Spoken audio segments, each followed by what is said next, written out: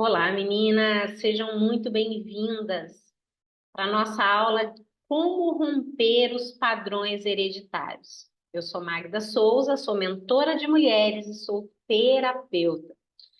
E hoje eu quero compartilhar um pouquinho das questões que muitas vezes nos acomete no dia a dia e que fazem a gente repetir ciclos. Hoje, a ciência já reconhece a memória celular que nós carregamos dos nossos pais, dos nossos avós, dos nossos bisavós e dos nossos tataravós.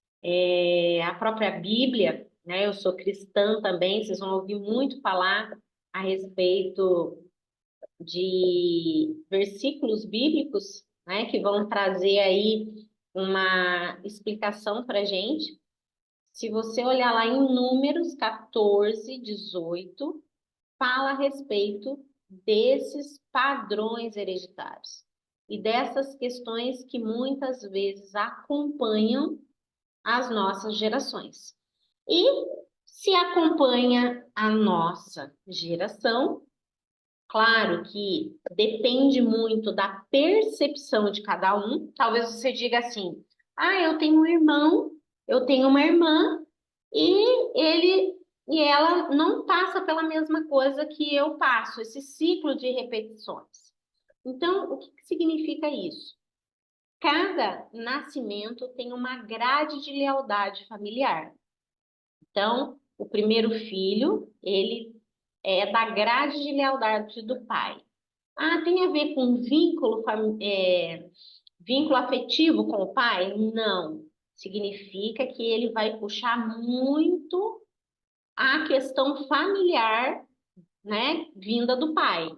Vai puxar a ancestralidade do pai, vai puxar a cultura do pai. O segundo filho, grade de lealdade da mãe. Terceiro filho é o que a gente chama de energia neutra, que isso depende muito das questões do ambiente, isso depende muito do dia a dia, isso depende muito das questões vividas ali na infância, na adolescência, e envolve muito essa questão da percepção. Então, é fácil de entender. Quando as famílias, né, moravam ali na caverna, o primeiro filho, o que que acontecia? O primeiro filho, ele saía caçar com o pai. O segundo filho, quando nascia, ficava em casa cuidando das questões com a mãe. E o terceiro filho? O terceiro filho é aquele que podia brincar mais. Se o primeiro estava com o pai, o segundo estava com a mãe, o terceiro, ele era totalmente neutro ali, ele estava totalmente livre na questão do ambiente. Então, todos esses estudos vieram dessas questões sociais, né? E o quarto filho, Marcos? Volta, grade de lealdade do pai, quinto mãe, sexto, energia neutra, e assim sucessivamente. E aqueles que não vieram à vida, os abortos, eles também têm um lugar, tá? Então, esse lugar de nascimento, a gente não pode excluí-los. Esse lugar de nascimento, ele é algo que, de fato, tem uma relevância. E quando essa criança ela não é vista, ela não é lembrada, ela é excluída, é como se ela não existisse ali dentro do campo familiar. Isso traz desordens sistêmicas, né? Que vocês vão ouvir muito a gente falar aqui e durante os nossos próximos encontros, tá? Então, eu quero compartilhar a tela, que hoje eu quero falar a respeito desses padrões hereditários, né? Como funcionam aí esses padrões, como que é toda essa situação, como que a gente passa por tudo isso, tá? Então, ali, padrões hereditários. Nós vamos começar falando que nós carregamos na nossa história fragmentos lá do passado que muitas vezes se repete, né? Revelando ali as dores sistêmicas que moldam as nossas vidas. Então, por exemplo, se você tem uma questão de rejeição muito latente, muito forte, isso vem da sua cultura, isso vem da sua história. Isso vem das características do seu sistema familiar. Relacionamento também? Também. Muitas vezes nós carregamos dores emocionais e honramos inconsciente a nossa mãe ou questionamos a postura da mãe e tudo isso faz com que a gente vai ter problema lá no nosso relacionamento. Por quê? Porque a gente está em desordem com o sistema familiar. Toda vez que há julgamento, mágoa, dor, angústia, existem distorções e legalidades espirituais e legalidades que muitas vezes levam a toda essa distorção, tá? Então, eu trouxe aqui algumas para que a gente possa conversar sobre elas. Então, uma delas, a rejeição e o abandono. Elas fazem parte de fragmentos de um passado que se repete, tá? Então, por exemplo, quem tem aquela sensação de rejeição e abandono muito forte, de onde isso pode vir? Pode vir, né, por um dos pais que tiveram aí essas questões, essas relações afetivas interrompidas e trouxe esse registro de dor, né? Então, muitas vezes, a pessoa ela não se sente amada. Por quê? Porque ela recebeu essa informação, essa memória do campo familiar. Ela trouxe essa memória ali das dores emocionais vinda da mãe ou do pai. Então, esse padrão, ele pode se repetir por várias gerações, né? Até a quarta geração, criando essa dificuldade para estabelecer esses vínculos saudáveis. Então, sempre aquele medo, aquela rejeição, aquela situação de abandono. Parece que ninguém gosta de mim, ninguém respeita quem eu sou, parece que me olham torto, e muitas vezes isso vem de um reforço das culturas comportamentais do sistema familiar, de situações não resolvidas, de dores traumáticas que trazem aí esse registro. A traição e a desconfiança, né? Então, se houve padrões de traição em gerações anteriores, né? No caso aí da infidelidade, ou até mesmo a traição de amigos, isso pode gerar uma desconfiança profunda. Então, como que isso acontece? Por exemplo, a mãe, ela é desconfiada de tudo. E a criança, ela começa a moldar-se naquele comportamento vindo da mãe. Ela começa a, e principalmente se ela tiver dentro dessa grade de lealdade. Então, o que que ela faz? Ela começa a ver pela percepção da mãe, a sentir através daquele comportamento da mãe.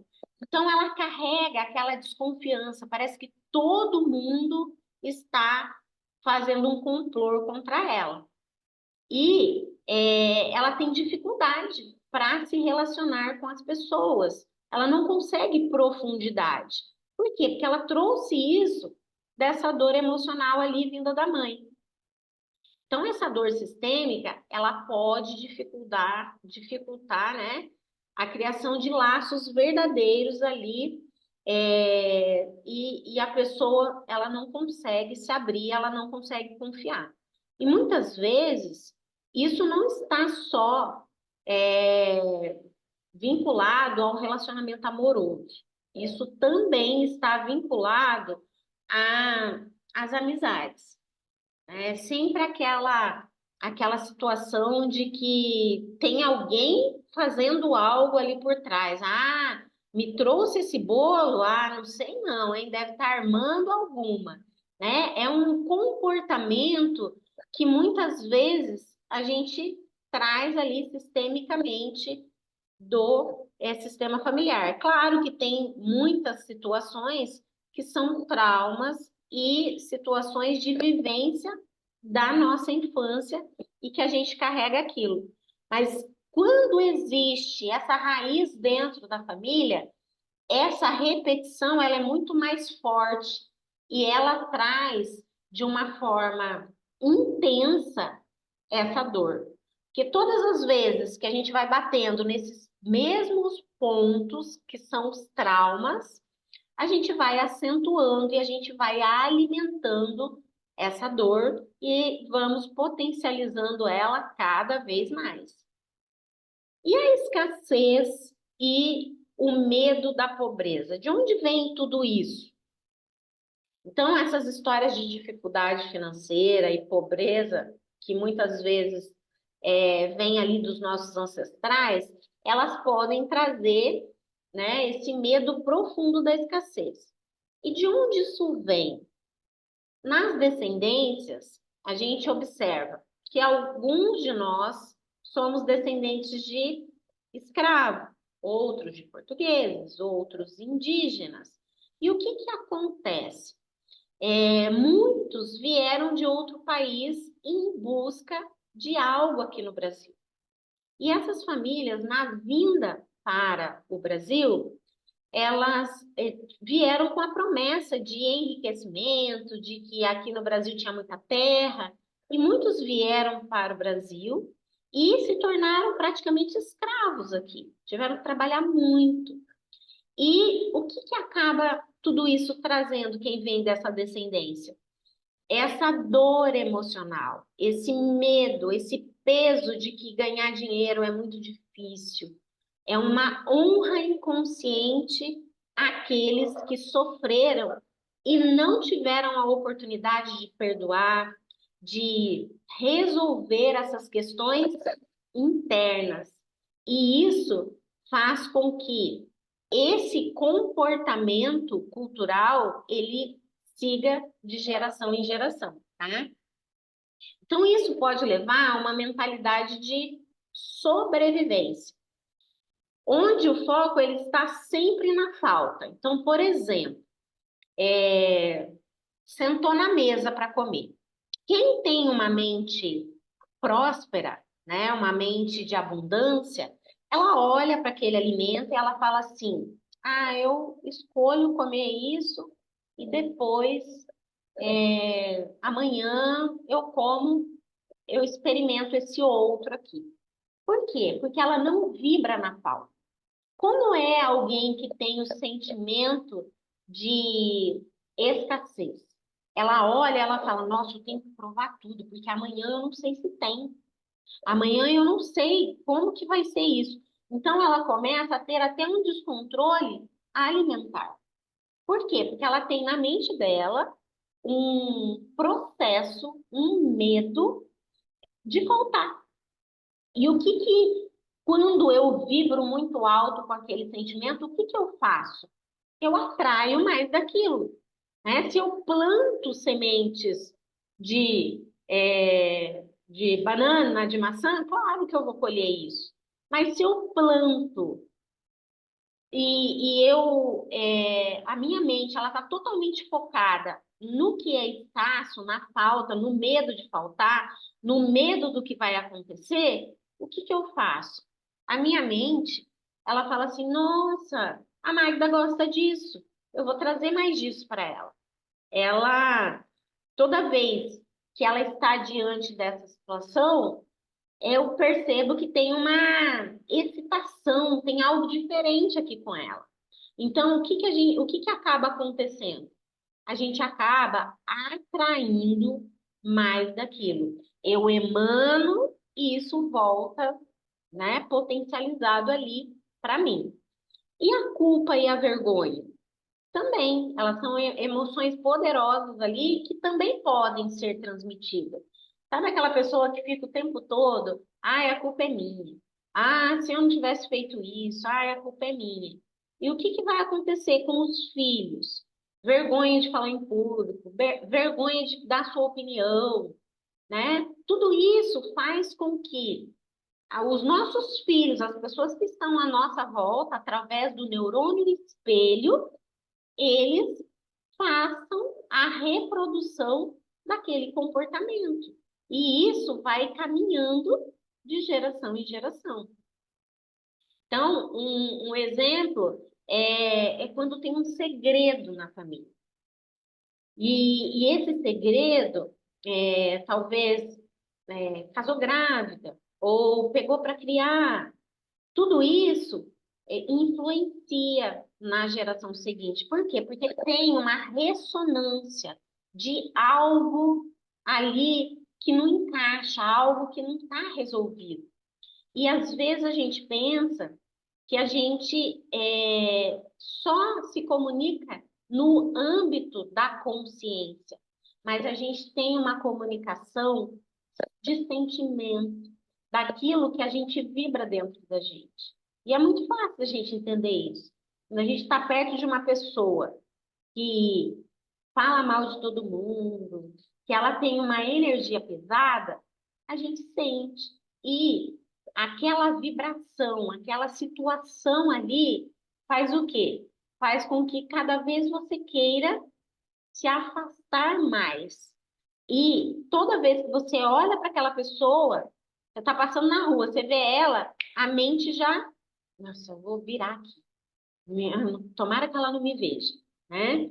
Então, por quê? Porque a gente sente, não precisa ser falado, mas o comportamento, a agitação, a forma de se comunicar, ela traz essa, é, essa situação e a gente acaba espalhando isso lá no nosso sistema familiar.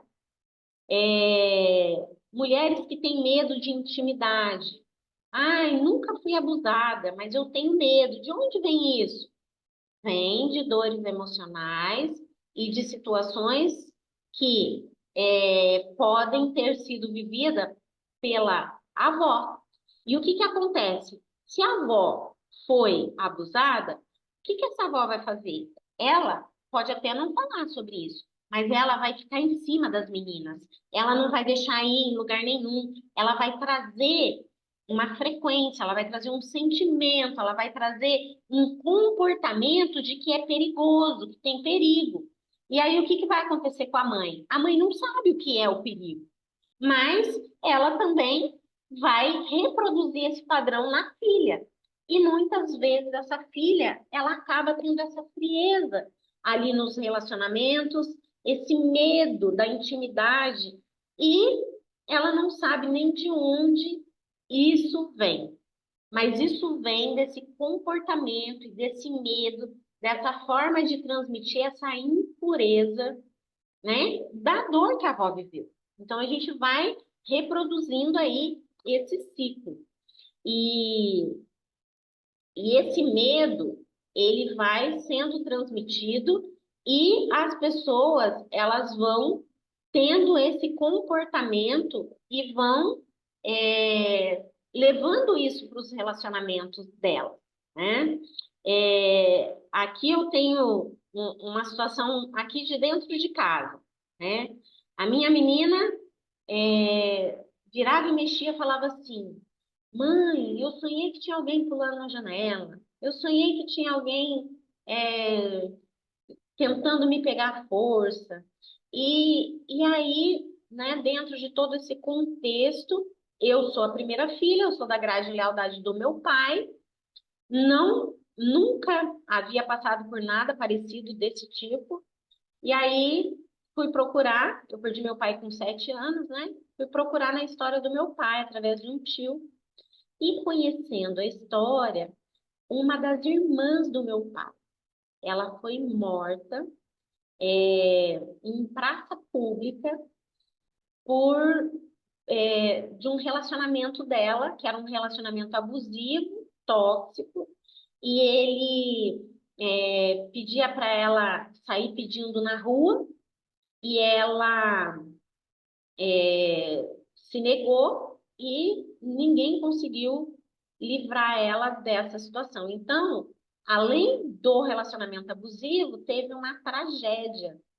E, e aí, o que que a gente percebeu? A gente percebeu que a minha filha estava com esse alarme ligado, esse medo, né? Às vezes ela até falava, ai, que medo, né, de acontecer tal coisa, e ficava o tempo todo. E não tinha assistido nenhum filme, nenhuma história, mas esse alarme estava ligado ali, né, dentro dela.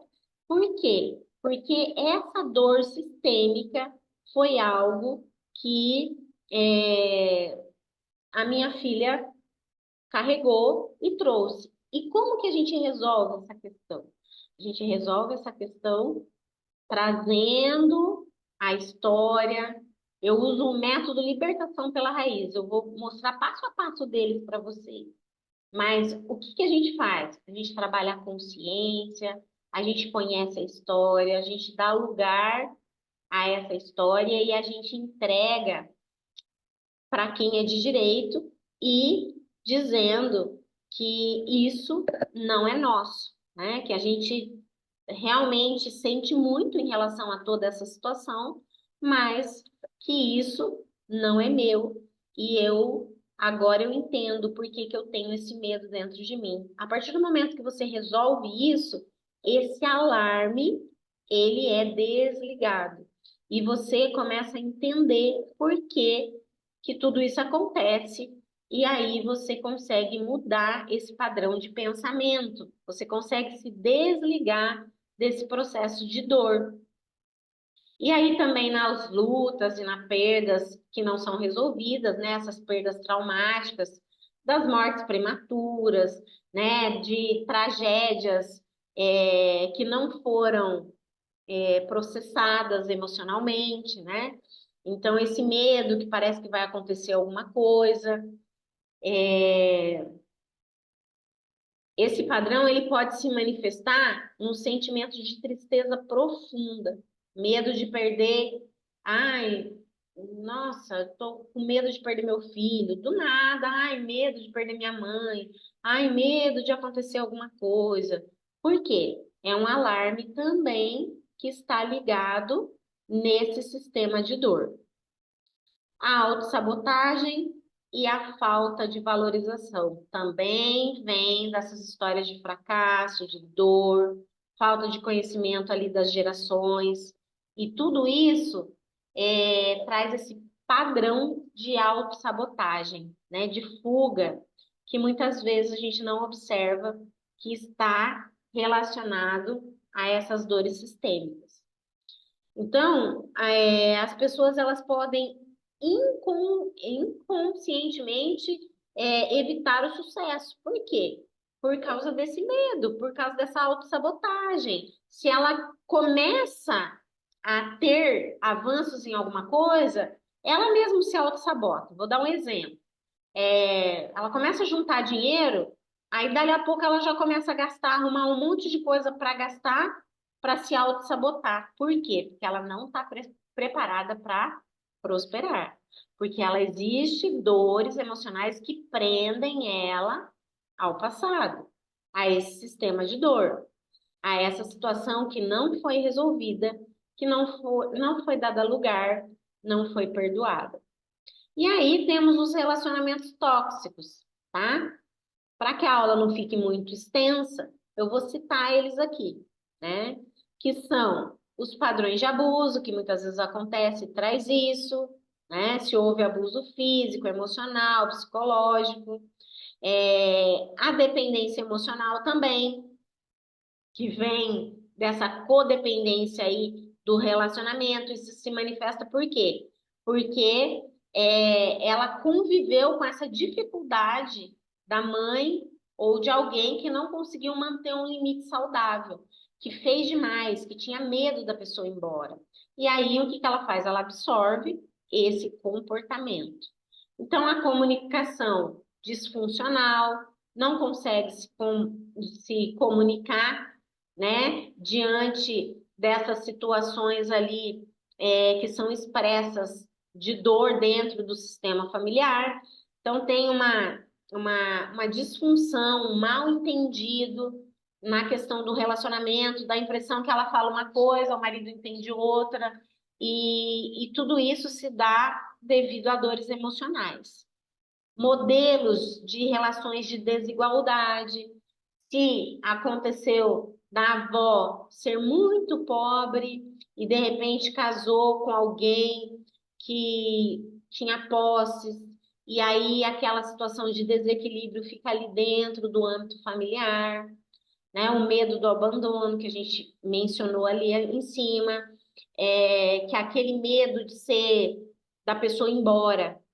Mas por quê? Porque essa dor, ela já ocorreu anteriormente, existe memória celular e a impressão que a gente tem é que aquela situação, ela pode a qualquer momento acontecer, porque aquilo não está resolvido.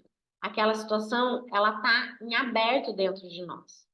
Então, a falta de respeito, de validação que essa criança, essa família viveu e isso foi passado, e muitos filhos ou invertem a ordem radicalmente por ódio ao pai, à mãe, ou ele reproduz fielmente aquele padrão, não consegue um equilíbrio em relação a essas questões, né?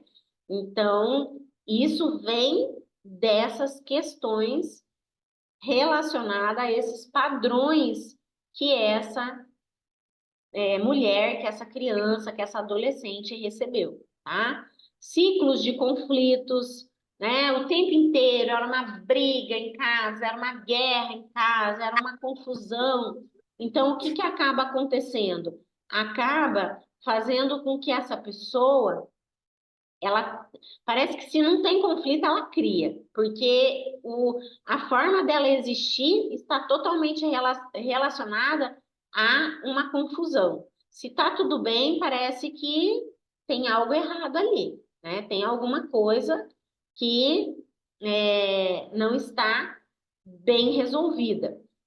Por quê? Porque ela está totalmente acostumada naquele ambiente de grito, de briga, de conflito. E se está tudo bem, parece que ela está fora, ela dá um jeito de criar aquela confusão, né? Aquele conflito que é o ciclo e a frequência que ela está acostumada. A autoimagem negativa, que é, ai, ele casou comigo por dó, ele não me ama, então eu tenho que fazer demais por ele, né? Eu tenho que dar demais para que eu possa, de fato, merecer esse relacionamento, né? Então, tudo isso são dores emocionais aí que a gente traz desses padrões hereditários.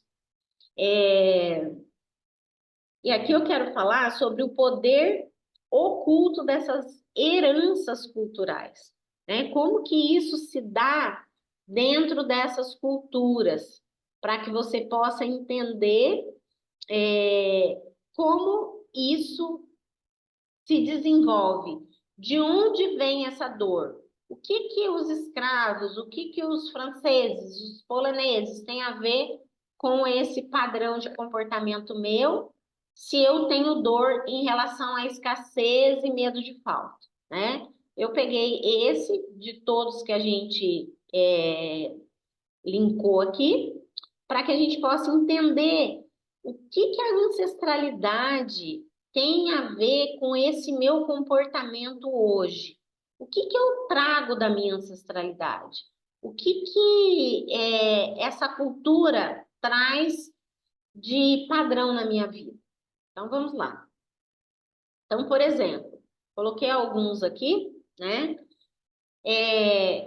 Escassez e medo de falta, né? Esse padrão de comportamento. Vamos pensar em pessoas que têm descendência de índio ali. Qual que essa forma de negociar com o dinheiro que vem do índio? É a troca. É aquela pessoa que no processo de venda ela tem dificuldade para vender. Aí o que que ela faz? Ah, vamos trocar serviço? Ah, vamos trocar. Eu compro isso seu e você me dá tal coisa? Por quê? Porque ela tem essa cultura enraizada nela e é uma honra inconsciente que ela carrega. E ela não consegue negociar, e ela não consegue muitas vezes prosperar. Então, é o medo de não receber o que ela precisa em algo de troca ali, levando a ela essa sensação de insegurança, de impotência e até desconfiança em relação a esse processo de venda ou em relação à troca que ela está propondo. Até mesmo na troca, ela, ela faz uma troca injusta, ela faz uma troca de não merecimento. Por quê? Porque ela carrega essa memória e essa dor que muitas vezes não está resolvida ali internamente. Tem coisas que precisam ser olhadas, dado espaço, lugar, para que de fato essa pessoa possa prosperar. E o judeu? Qual é o padrão da mente dele? É guardar. E quando que essa questão da escassez, do medo de faltar, acomete essa cultura? Quando dentro da história do judeu houve algo fora desse padrão, dessa questão cultural que é familiar dele. Ele viveu ansiedade em relação a situações imprevisíveis, e aí ele teve esse comportamento excessivo ali de poupança, e aí o que que acontece? Ele desenvolve avareza. Ele pode até ter dinheiro, mas ele é avarento demais e vive o tempo todo na sensação de falta. Ele vai vivendo sempre é, não vivendo esse merecimento. Por quê? Porque ele teve essa situação de fatos imprevisíveis, né? Essa imprevisibilidade da vida dele que trouxe para ele esse descontrole. Eu tenho que guardar, eu tenho que guardar, eu tenho que guardar, eu tenho que guardar, e ele não consegue viver, ele vibra o tempo todo ali na escassez. Tem também a questão dos chineses, que é o poupar e investir, né? Quando essas questões ela traz dores emocionais ali, quando há um medo, uma instabilidade da instabilidade financeira, né? E a pessoa fica ali totalmente focada naquela, dando uma ênfase intensa àquilo. Então ela perde o controle daquilo e ela também não consegue viver a prosperidade. Então, ela está totalmente nessa disfunção. E por que que isso ocorre? Porque ocorreram registros e situações, como a gente mencionou aqui em cima, que acentuou dentro da questão do dinheiro essa dor. O americano, né? Qual que é essa postura cultural do americano? Gastar e consumir. É o tempo todo essa questão de ter, de coisas descartáveis. E aí o que que ele gera? Um sentimento de culpa, de arrependimento depois que gastou. E fica aquela pressão que quer manter aquele estilo, mas isso traz muita dívida, estresse, ele não tem controle, ele perde o controle emocional de todas essas questões, porque existem situações ali não resolvidas que vêm dessa cultura. O alemão, né, planejar e economizar, que traz essa ansiedade ali sobre o futuro também, aquele comportamento rigoroso de planejamento, de economia, medo de não estar preparado para assumir tal situação. Então, são várias situações aí que a gente carrega, tá? Vou abrir aqui também o brasileiro, né? Que é gastar e valorizar o presente, que é o tempo todo estar vivendo agora, não pensar no amanhã. Isso é cultural nosso, né? E aí o que que acontece? Medo de não aproveitar, de não desfrutar, de morrer amanhã e não poder viver aquilo. Então, isso é uma questão cultural que muitas vezes a gente carrega e traz um padrão de escassez, por quê? Porque não consegue ter controle financeiro, tá? E aí também africanos, vou abrir aqui meio salteado, porque são vários, que eles têm a solidariedade comunitária e o apoio. Então, o que que acontece? Ele tem dificuldade em cobrar, ele faz demais para ser amado, e quem vem dessa cultura também tem muita dificuldade no processo de venda, né? Tem dificuldade ali de se relacionar com o dinheiro. Então, é, é a ansiedade sobre não conseguir dar o apoio ali na família. Mas ele tem dentro dele esse padrão de estar o tempo todo trazendo essa questão ali de, de que ele tem que fazer demais pelo outro, né? Ele tem que dar o máximo, que ele não pode cobrar, que ele não pode falar sobre o dinheiro, porque senão ele vai perder a amizade, porque senão né, alguma coisa ruim vai acontecer, porque ele tem isso latente e é uma situação de descontrole emocional que está totalmente fora dessa questão que a gente diz aí que é uma questão saudável de relação com o dinheiro, né? Aí os portugueses, né, que tem como essa questão cultural poupar e ser cauteloso com os gastos, mas que muitas vezes, diante do imprevisto, ele traz é, essa, essa dificuldade aí em gastar por prazer. Então, ele só vive ali no básico do básico do básico e ele não consegue trabalhar esse merecimento. Então, muitas vezes, essas questões que a gente traz ali desses padrões hereditários, né? A gente traz da nossa ancestralidade. E, e como libertar, né, dessas correntes invisíveis? Como quebrar o ciclo de dor, desbloquear essa vida plena que a gente tanto busca?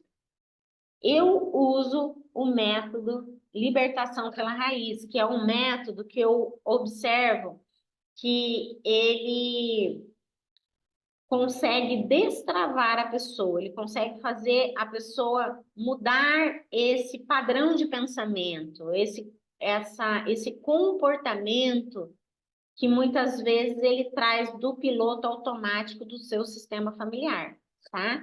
Então, como que funciona esse método? Ele é o primeiro passo, né? Vou colocar aqui de uma forma geral aqui para vocês entenderem. O primeiro passo é você tomar consciência de qual é a dor que vem do seu padrão familiar. O que te prende a ter esse comportamento, essa situação? Trazer à consciência essa história familiar e compreender da onde isso vem, ter consciência, ter claro de onde está essa situação e esse padrão de dor. Segundo, é o acolhimento e a aceitação sem julgamento. Sem esse julgamento de, ai, mas o meu avô não podia ter feito desse jeito, ele deu essa criança, nossa, ele não podia ter feito isso. Isso, toda vez que eu julgo, eu me coloco acima do outro e eu não consigo estabilizar esse processo de dor que eu carrego. E aí, o terceiro passo é essa ressignificação interna, é entender que se meu avô fez isso, é porque ele carrega essa memória celular. Ele também vem de um padrão que ele não deu conta de romper. E eu agora tenho a oportunidade de romper. É olhar para essa situação trazendo um novo significado, uma nova abordagem, sem dor. O quarto passo é a identificação pessoal com a dor. O que que essa dor trouxe para mim? O que que essa dor está interferindo dentro de mim, na minha vida, na minha história, no meu dia a dia? O que que essa dor está me prejudicando? E, diante dessa identificação pessoal, ir para cenas que essa dor me impossibilitou de dar o próximo passo, que me impossibilitou de avançar. E então trabalhar essas cenas de dor para esse processo de libertação mesmo, né? O quinto passo é esse perdão pessoal sobre o que aconteceu, sobre esse evento traumático, sobre essa postura, sobre essa forma que você agiu até então, porque você não tinha consciência de algo diferente. E se posicionar numa nova identidade, num eu consciente, e não um eu guiado pelo meu piloto automático. E aí, geralmente, quando eu trabalho esse método, eu levo o último passo, eu trabalho um protocolo pessoal, né? Então, dentro da dor que essa pessoa colocou para mim, que ela trouxe, eu vou trabalhar com ela afirmações positivas relacionada àquela situação que ela identificou ali de forma pessoal e que ela tem como um registro negativo. Então, eu vou positivar e gosto muito da técnica EFT. Geralmente, nos protocolos pessoais, além da repetição dessas frases, eu trabalho essa técnica. E depois eu vou falar um pouquinho dela aqui para vocês, tá?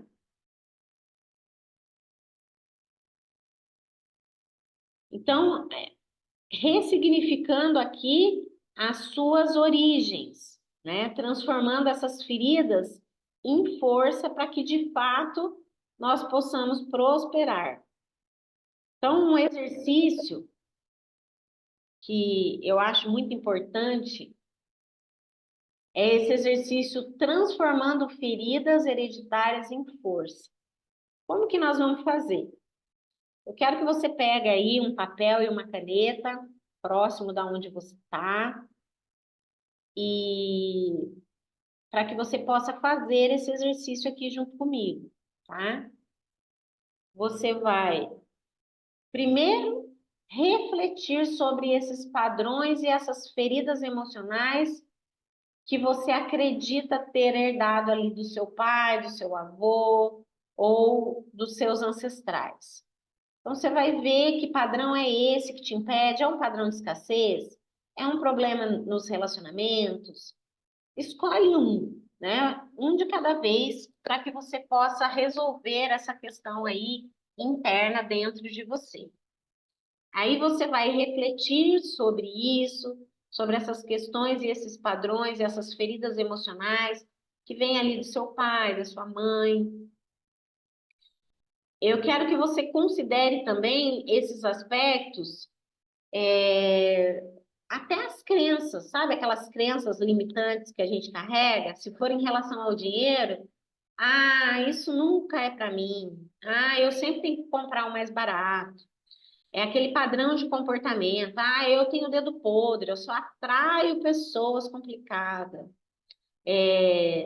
Comigo tudo dá errado, né? Eu quero que você olhe para essas crenças, para essas palavras que estão enraigadas aí dentro de você e que faz com que você muitas vezes acredite cegamente nisso. E se você acredita, tudo que você acredita, que você tem fé, isso de fato vai acontecer. Então, toda vez que a gente carrega crenças limitantes dentro da gente, a gente não observa que a gente tem aquilo como verdade dentro da gente, o que que a gente faz? A gente solidifica isso e a gente atrai isso para a gente viver. Então, eu quero que você escreva essas feridas e esses aspectos aí, essas crenças que, ouvindo aqui a aula, você lembrou e que você acha importante e que você quer se livrar disso. E eu quero que você responda aí, né, nesse papelzinho também. Quais histórias ou eventos familiares você acha que influenciam nas suas emoções e nos seus comportamentos hoje, né? Quais são esses eventos? Quais foram as situações? O que que você acha que você carrega? Aquela fragilidade da mãe, aquele medo? É, Olha aí para a sua história, para tudo que você ouviu e para o problema que você está vivendo hoje. Quais são essas histórias ou esses eventos familiares que influenciam no seu comportamento hoje? Que você percebe que é parecido com a sua mãe, que é parecido com a avó, que é parecido com o pai, que tem alguém da família que já experienciou isso.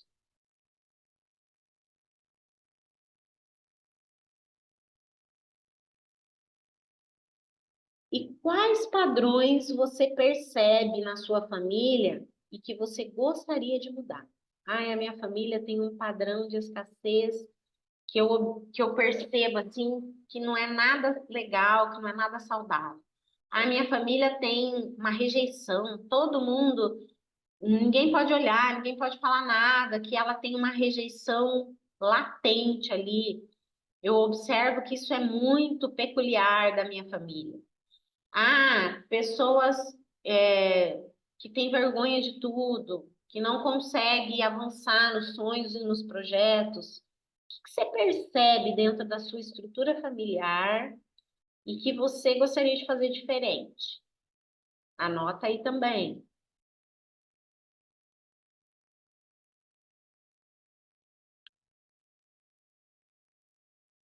Diante de todos esses relatos aí, essas escritas aí, desse sentimento, desse comportamento e desse desafio específico, eu quero que você escreva algo parecido com essa frase que eu deixei aqui de modelo para você.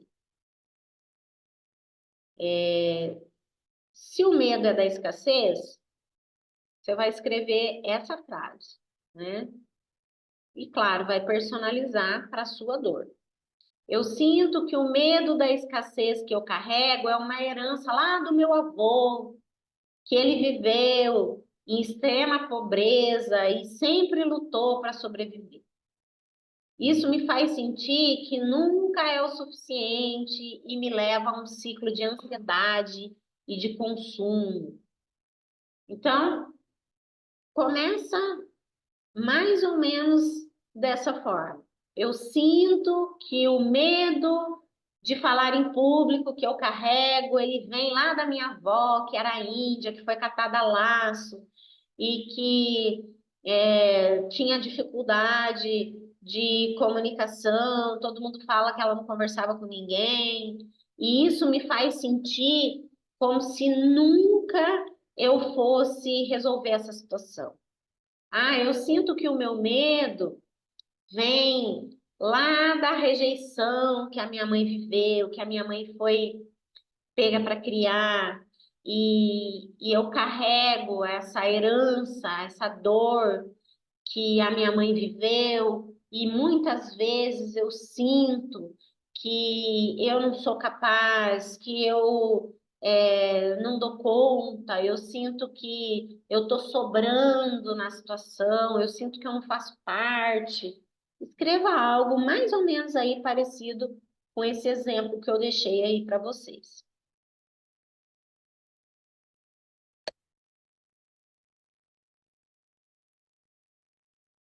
E aqui, gente, nós estamos aplicando, né? Sem conhecer aí a história de vocês, ouvir o relato de vocês, nós estamos aplicando o método libertação pela raiz, né? Nós estamos trazendo a consciência, nós estamos seguindo aquele passo a passo que eu coloquei aqui para vocês, ó. Tomando consciência, acolhendo e aceitando sem julgamento, entendendo de onde isso vem, trazendo uma ressignificação interna, entendendo a influência disso, né? A gente está seguindo aqui esses passos dentro desse exercício aqui, tá?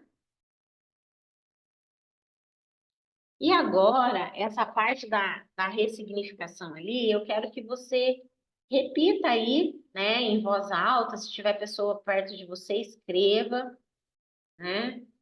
Essa é a minha história. Eu honro e respeito a minha história. Cada um fez o que podia com o recurso que tinha, né? Dando lugar a essa situação que agora você identifica, que vem do avô, que vem da avó, que vem da mãe, que muitas vezes você carrega essa dor.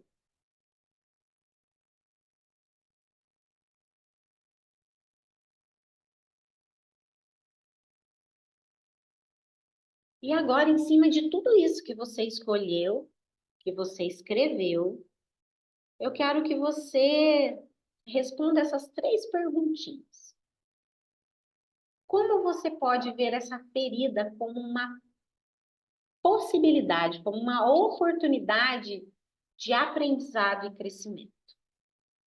Ah, Magda, eu posso ver que eu estava automatizando essa dor. E agora eu, com consciência, eu posso fazer diferente. Ah, eu entendo que é uma oportunidade de eu fazer diferente para os meus filhos. Ah, eu entendo que olhar para essas feridas hoje me faz entender muita coisa do meu comportamento, do que eu fazia automaticamente e eu nem percebia. Eu quero que você veja diante dessa dor que você descobriu um aprendizado e um crescimento, que você positive essa situação e essa dor, independente de que dor que seja. Ela trouxe para você um aprendizado e um crescimento, de que você pode fazer diferente, de que você pode é, honrar e respeitar a forma com que esse pai, essa mãe fez isso, esse avô, esse avó, mas você pode fazer diferente, porque hoje você tem bagagens e você tem conhecimento que os seus avós, os seus pais não tinham.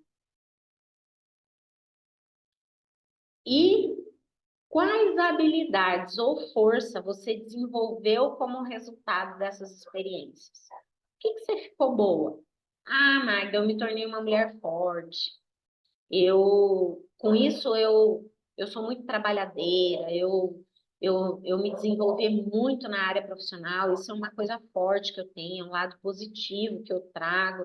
Apesar de toda essa dor, eu desenvolvi que eu sou uma boa dona de casa, eu cuido das minhas coisas com zelo, com amor, né? Eu cuido muito bem dos meus filhos. Eu quero que você olhe uma habilidade sua e que você se orgulhe dessa habilidade que você tem, que você carrega, que você traga essa vibração de desse resultado positivo, que apesar de todas essas dores, você traz ali, juntamente com todas essas feridas, que são situações que você deu conta. E agora, como você pode transformar essa dor que você descobriu aqui, nós falamos, que você identificou, em uma força positiva para a sua vida? Dessas situações que você anotou, como você pode transformar isso? Magda, eu percebi que quando eu vou negociar, eu entro muito nessa questão de troca. Igual os índios carregavam isso, muitas vezes eu saio até no prejuízo. O que eu dou é muito melhor do que eu recebo. Então, agora eu consigo ver e eu consigo transformar essa situação em a hora que eu for negociar, que vier na minha mente a troca, eu vou respirar fundo e eu vou pensar assim: eu posso fazer diferente. E aí você vai dizer o que você quer em troca daquilo. Ou seja, você vai trazer a justiça, você vai vender e você não vai entrar na situação de autossabotagem, né? Esse é um exemplo. Mas, Magda, eu percebi que eu carrego muita coisa da minha mãe tinha uma vergonha, e, agora eu vejo que eu posso honrar a minha mãe fazendo diferente. Eu posso dar esse orgulho para minha mãe, ser uma pessoa mais proativa. Eu tenho certeza que se a minha mãe pudesse ver, se a minha mãe fosse viva, ou a minha mãe sendo viva, a minha mãe vai ficar muito feliz de ver que eu venci esse obstáculo que muitas vezes eu vivi repetindo o padrão dela. Então, como você pode transformar essa dor que você listou aí da sua história em uma força positiva? Aí eu posso observar isso melhor, eu posso estar mais atenta, eu posso honrar e respeitar, liberar perdão para aqueles que tiveram essa atitude, eu posso, né, numa oração, ser grata, agradecer, né, pelo que eles fizeram, do jeito que eles fizeram, que foi o que eles puderam ter feito, e me desligando de toda essa dor. Então, você vai positivar, né, essa dor e essa situação. Então, ele tem um exemplo, né? O medo de escassez que eu herdei me fez mais consciente e determinada a criar a estabilidade financeira. Se antes esse medo e essa escassez trazia para você mais escassez, eu quero que você escreva positivando. Magda, mas isso ainda não aconteceu, você me falou agora, eu estou refletindo isso agora. Não faz mal.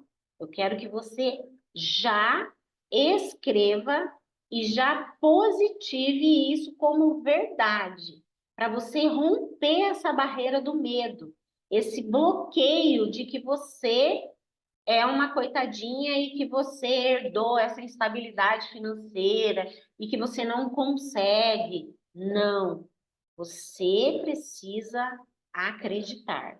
Você precisa compreender que o processo de cura, ele é um processo de consciência e libertação.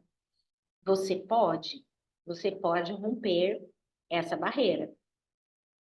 E você pode declarar que tudo isso que você recebeu da escassez, da sua mãe ser muito munheca, da sua mãe ser muito segura, que hoje você consegue, de forma consciente e determinada, ser mais próspera, ter a abundância na sua vida. Eu quero que você se libere, porque muitas vezes nós ficamos presos nas nossas crenças e naquilo que a gente acredita e a gente não consegue sair daquele processo de dor. E aí a gente fica totalmente amarrado naquela situação pelos nossos pensamentos, pela nossa mente, pela nossa forma, pela forma de pensar que a gente traz dos padrões hereditários e que você pode sim fazer e agir de forma diferente.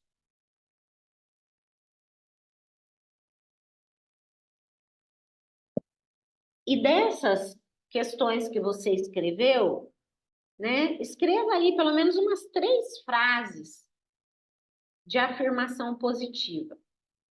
Tipo assim, eu sou livre e eu posso prosperar. Eu sou livre e eu posso emagrecer. De repente você vem no padrão de obesidade. Eu sou livre e eu posso guardar dinheiro. Se você vem de um padrão de consumismo. Eu sou livre e eu posso ter uma vida abundante. Posso ser próspero, eu posso atrair dinheiro de forma abundante, eu posso ser controlada, no meu processo de alimentação, eu posso ter controle do que eu como, eu não preciso comer, comer, comer até passar mal, eu tenho controle, eu posso. Acredite, olhe para isso, enfrente isso. Ou eu posso viver um relacionamento onde eu posso dar e receber sem medo de ser amada. Ah, eu não falo que amo, porque se o marido saber que eu amo, aí ele vai começar a fazer um monte de palhaçada. Aí ele vai fazer um monte de coisas que vai se aproveitar de mim. Na verdade, tudo isso são crenças, medos e dores emocionais que você carrega e que é necessário você olhar para essa ferida, você olhar para essa dor. Então, eu quero que você positive. Não, eu posso dar e receber carinho. Eu posso. Eu não tenho que ter esse medo, eu não tenho que ter essa trava. Eu me solto, eu me libero para viver isso.